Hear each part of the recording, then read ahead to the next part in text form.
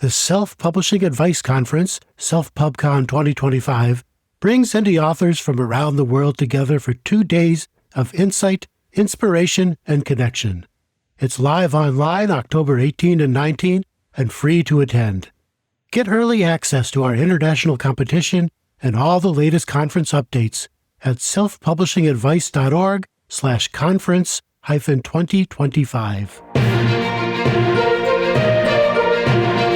Welcome to Self-Publishing with Ally, proudly sponsored by Publish Me, helping indie authors succeed globally with expert translation, tailored marketing, and publishing support. From first draft to international launch, Publish Me ensures your book reaches readers everywhere. Visit publishme.me. And now, here's your host for Self-Publishing with Ally, Dan Holloway. Hello and welcome to the first self-publishing news of the autumn, fall or spring, depending on where you are. And what a busy week it has been. Just after or just as last week's podcast came out, we had news of a settlement in the ongoing Anthropic AI copyright piracy case. And that is the main news. The dust is beginning to settle a little bit. We still don't really know much in the way of detail, but the landscape is becoming a little clearer. We will get to that, but a quick roundup of a couple of other interesting pieces of news first, and I will start with Libby. So Libby is it's a library lending app which is powered by Overdrive, who obviously supply ebooks and audiobooks to many of the world's libraries, and through whom we as indie authors are able to make our own ebooks and audiobooks available to libraries. Libby is, as I understand it, not being a Libby subscriber. It is an app that enables you from your smartphone to borrow ebooks and audiobooks from your local library. So it's a way to, it's sort of like going down and visiting your physical library, but on your phone. And the new tool that they have launched is called Inspire Me.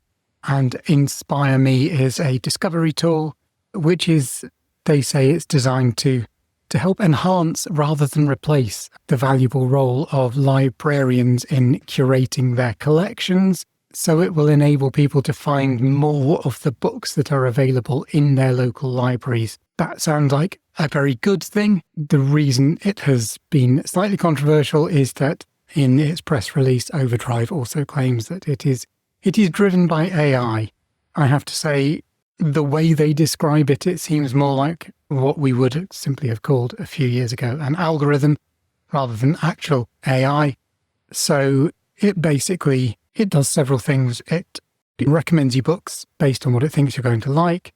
It recommends you books that are available in your local library rather than generic things that may or may not be available. And it offers you books that are available for borrowing now, as opposed to ones that are already out on loan. So it makes the whole process more user-friendly.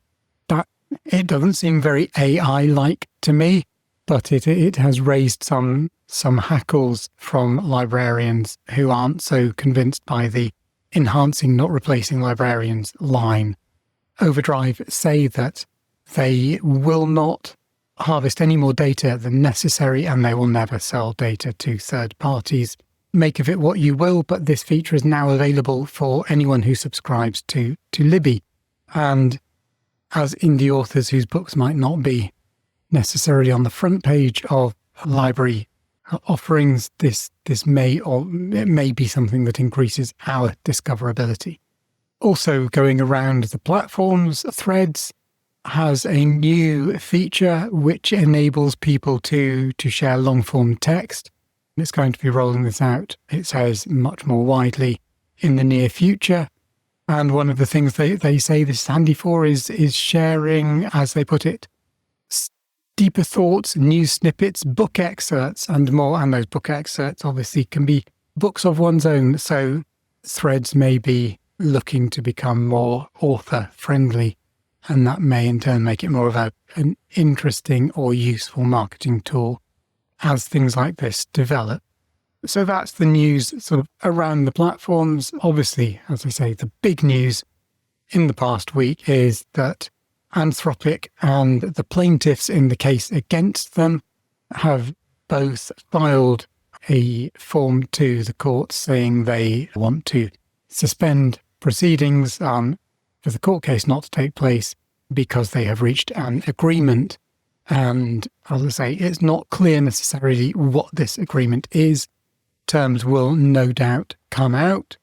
Maria Palente of AAP, the American Association of American Publishers, who have been representing publishers, is reminding people that this includes both publishers and authors. I think now that it is in September, the deadline has passed for people to state an interest in becoming a class, such that if and when the details of the settlement emerge, they will be contacted automatically by the courts. I don't think it's the case that if you haven't stated you are interested in becoming part of the class yet, it is too late.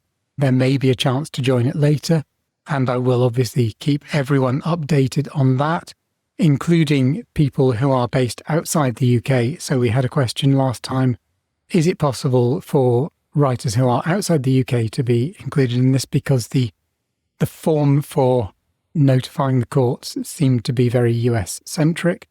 Victoria Strauss says on Writer Beware there is no obvious reason why non-US residents shouldn't be part of the case, provided they meet the criteria. And those criteria are that your book has been registered with the US Copyright Office, that it was registered, I think, within the last 5 years, and that it was registered before Anthropic downloaded it, either from Pirate Library Mirror or Library Genesis. So if it meets those criteria, then it doesn't matter if you're based in the US or not. It seems as though you are eligible to be part of the class.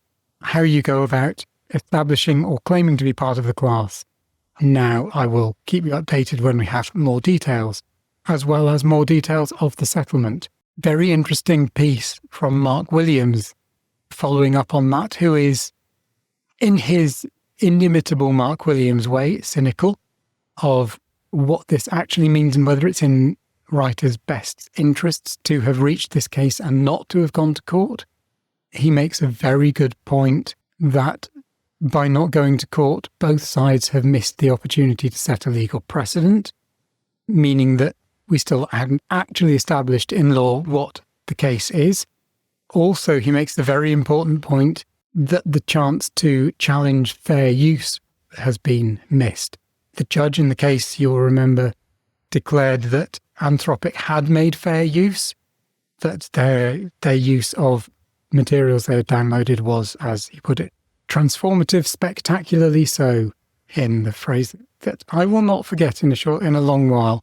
All that he has said subsequently is that those books that were downloaded from Library Genesis or Pirate Library Mirror, that is piracy, and a case, put it like this, a piracy case would be very well received. By settling that piracy case, the plaintiffs have not had the opportunity to challenge the fact that the actual use to which books were put was fair in which it was ruled in the original finding.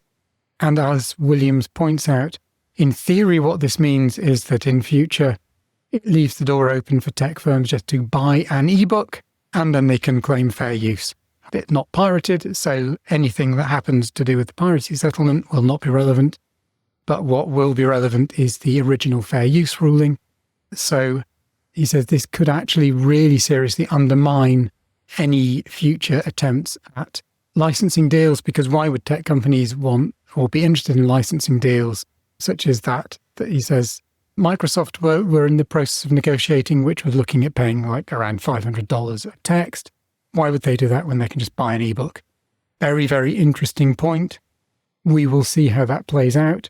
As I say, I will bring you news as soon as we have news of what the settlement actually entails and whether there are any further details on how to get involved and claim that your book is part of the class that is entitled to damages. I'm not sure whether I'll be able to bring you that news next time, But whatever happens next time, I will bring you whatever news there is. I look forward to speaking to you then. You've been listening to Self-Publishing with Ally, proudly sponsored by PublishMe, helping indie authors succeed globally with expert translation, tailored marketing, and publishing support. From first draft to international launch, PublishMe ensures your book reaches readers everywhere. Visit publishme.me, and if you haven't already, we invite you to join our association and become a self-publishing ally. You could do that at allianceindependentauthors.org.